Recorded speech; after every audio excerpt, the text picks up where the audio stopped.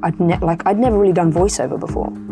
So I was on a big show in England for 2 years and came over here and I was doing TV and film predominantly. And my manager at the time said, do you want to go in for a video game? And I had a goal to be the next action heroine. It was very general, but that was kind of where my focus was. And so this opportunity presented itself, and I have to admit at the time I was pretty ignorant and I didn't really understand what that was. Hi everyone, welcome to the Alicyn's Wonderland podcast, where we go inside the world of animation and video games.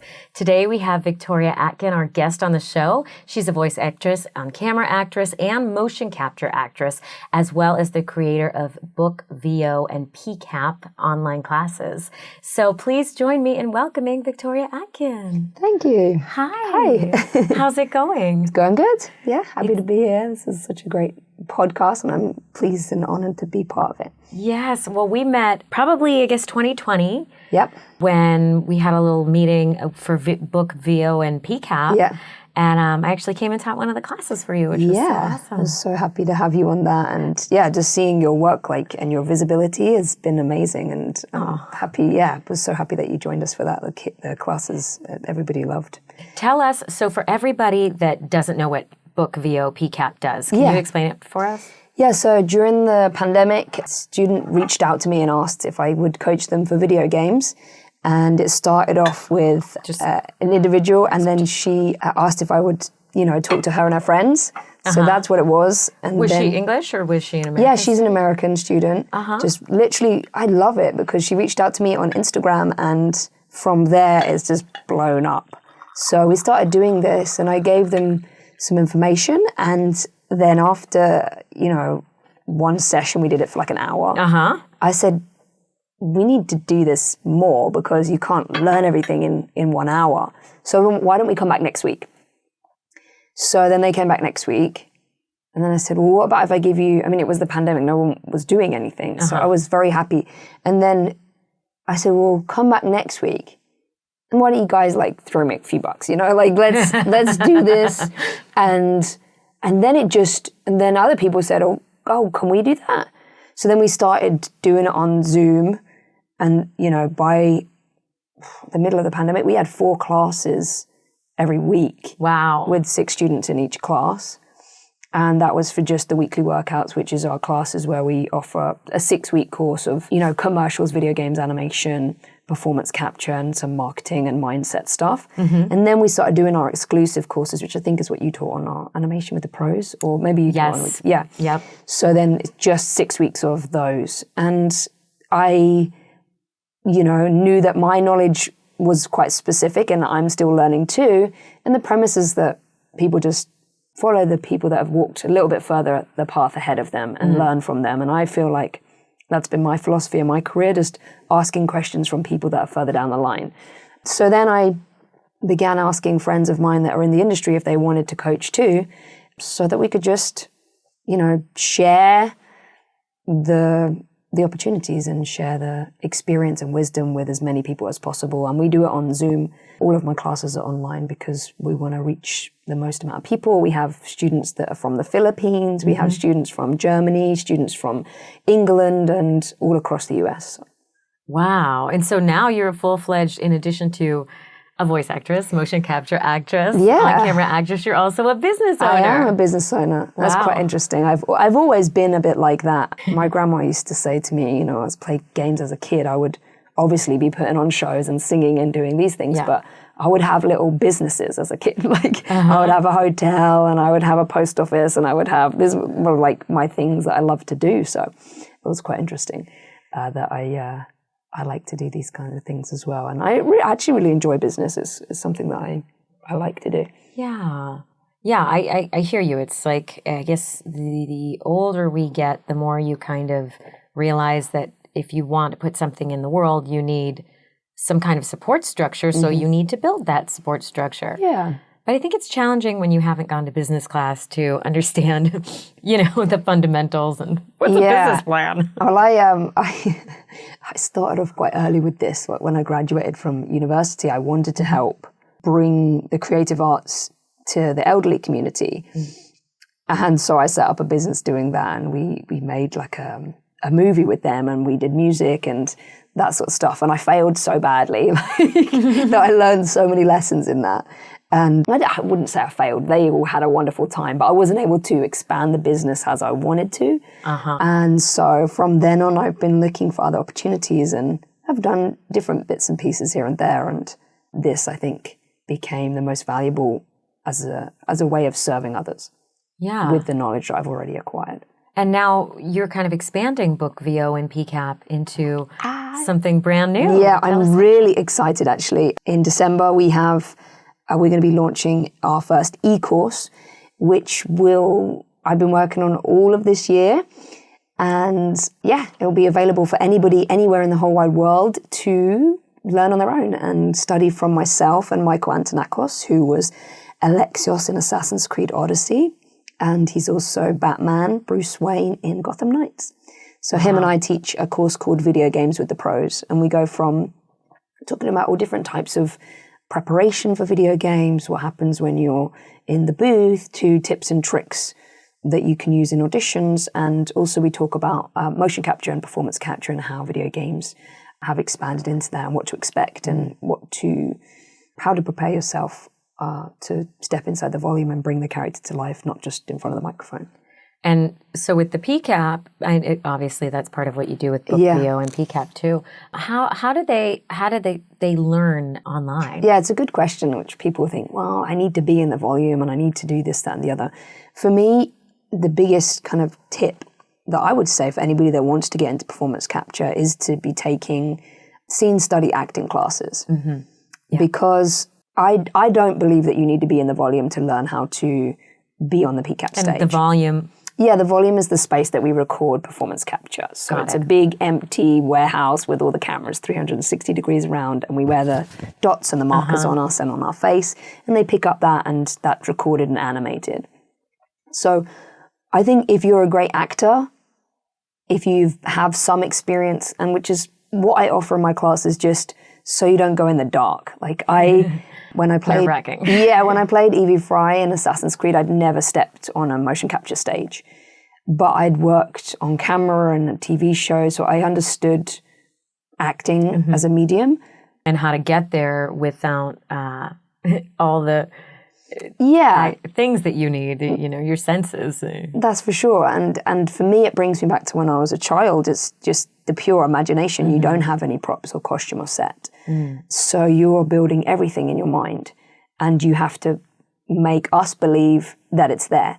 So my Victorian London didn't have to be the same as everybody else's. But as long as I could see the rooftops and I could see the kids and the workhouses and how it was, then I felt like I was able to bring it to life.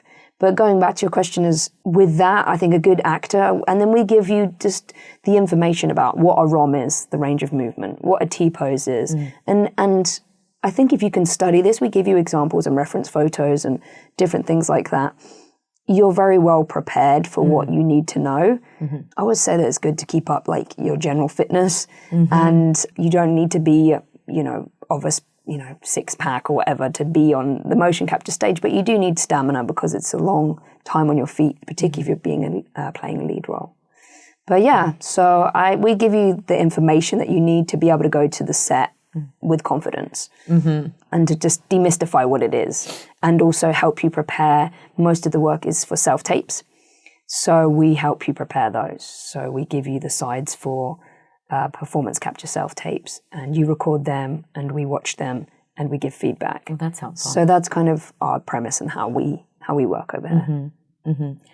And do you see the trend going towards Pcap and mocap in general? Yeah, it's definitely TV? Not going away. I mean, I'm so excited for Avatar to come out.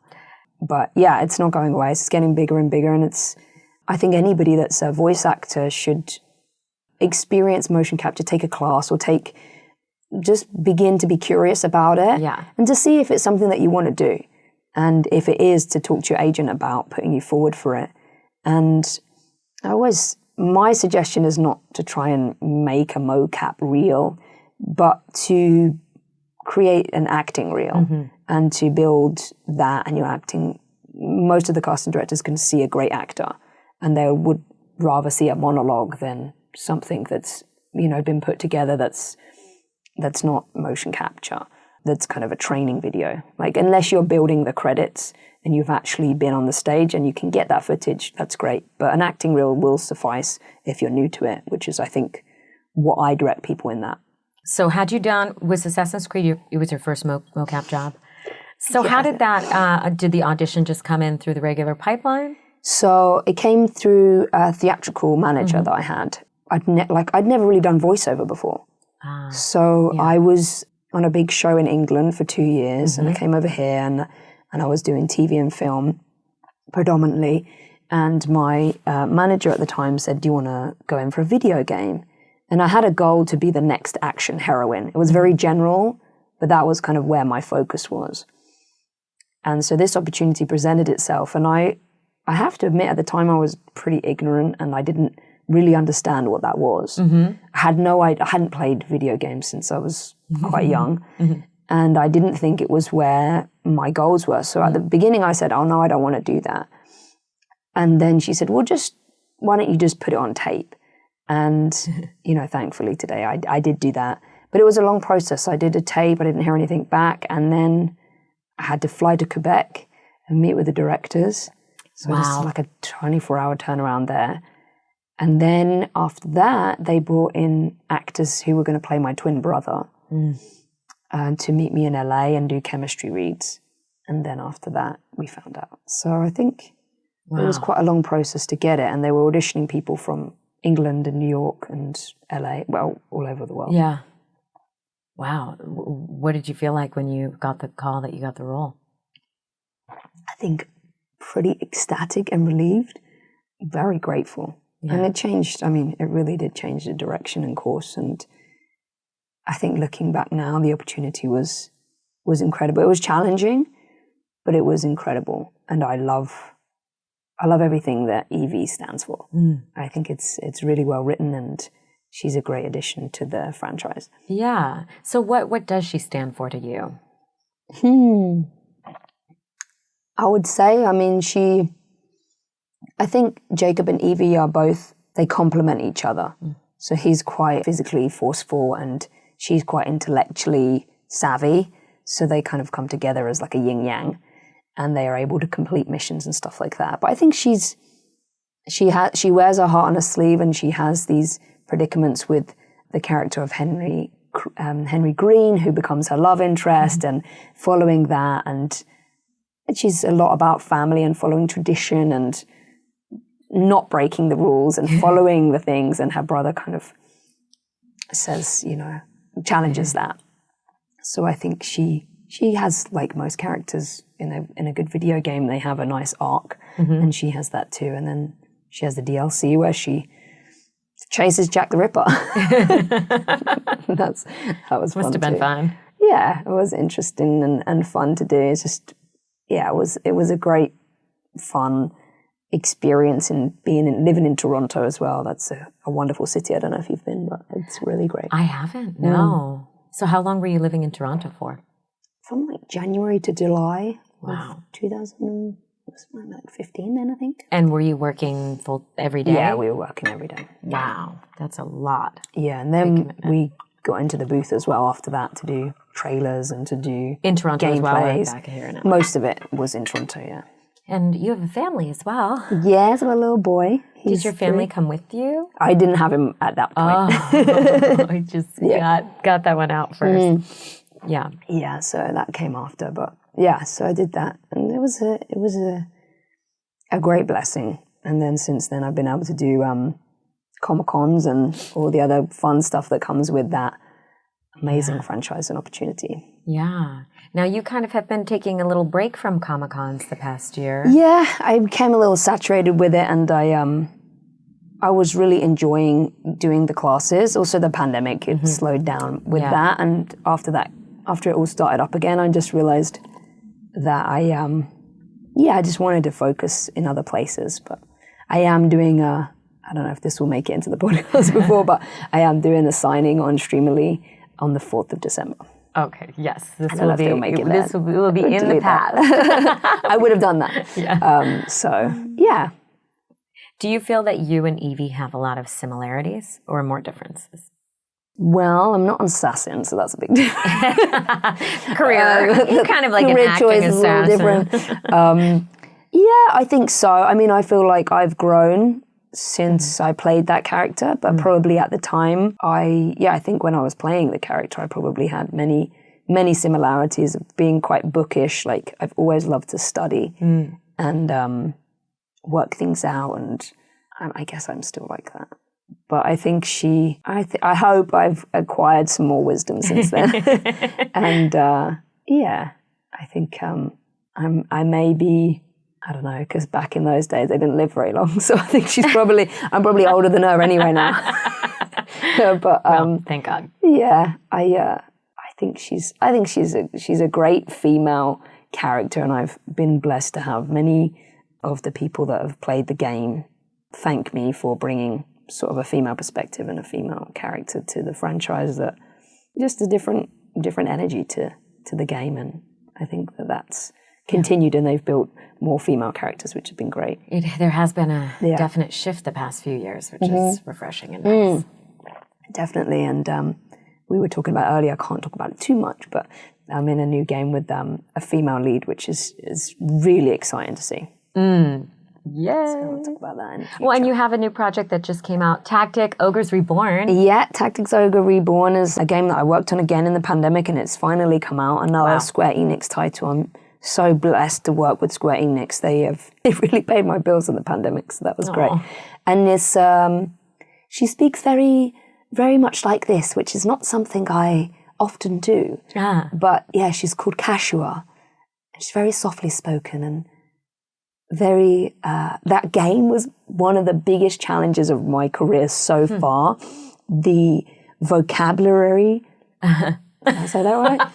Vocabulary is enormous. It's almost like a Game of Thrones, cryptic, tactical game. I mean, it really, it was, I mean, if you play it, I don't think I would complete anything in that game because it's so cryptic and tactical. I mean, it's called Tactics Ogre, but some of the language, to get my mouth around it, I had to ask for the scripts in advance because I had to literally go to the dictionary for a lot of words, and I feel like I have a master's degree and should have known some of these words. But and were some of them made up too, or there was lots of like kind of the world, some of the names, which I was getting clarification from the amazing director Jamie Mortellaro, who I worked on with that. But some of it just was oldie, worldy, long vocabulary and words. Big, long words. But they were like, a mouthful. So, and heightened, it was a heightened piece all the time. A lot of drama, a lot of things that happen in every single scene and turn of the game. So it was great. It was a great, fun project, and I like it when I am challenged in that way. At this point, down the line from doing a lot of video games to get a new challenge where I learned as much as, it's not easy. Well, yeah. And so because you do VO and Pcap, is it different when you come into a project when you're just doing VO as opposed to doing both VO and Pcap? Yeah, I think it is. I think it's very different. I mean, you're only using one piece of your instrument. That's why I really have a lot of respect for my fellow voice actors because, we only have this one piece of the instrument to use to express all of the characters' desires, wants, feelings. So yeah, I probably personally find it easier to do performance capture because I get to use all of my instrument. And I think I've got into a rhythm with video games where I kind of, most games I can get into the pace of it and I understand the worlds now that I've acquired the experience. That wasn't what was happening at the beginning. I really didn't know the difference between what a Fortnite game and an Assassin's Creed game was, or Call of Duty and say Tactics Ogre. I was doing a lot of what I call generalized reads for video game. Now as I've progressed and I find that I'm really learning this with animation now, which I'm moving towards, just understanding the genre and understanding that Nickelodeon is very different to Cartoon Network, to something on Crunchyroll or you know, the difference between a video game animation or, you know, a kid's animation, and the difference between a preschool animation to a tween animation. It's all getting more specific is where I'm working towards.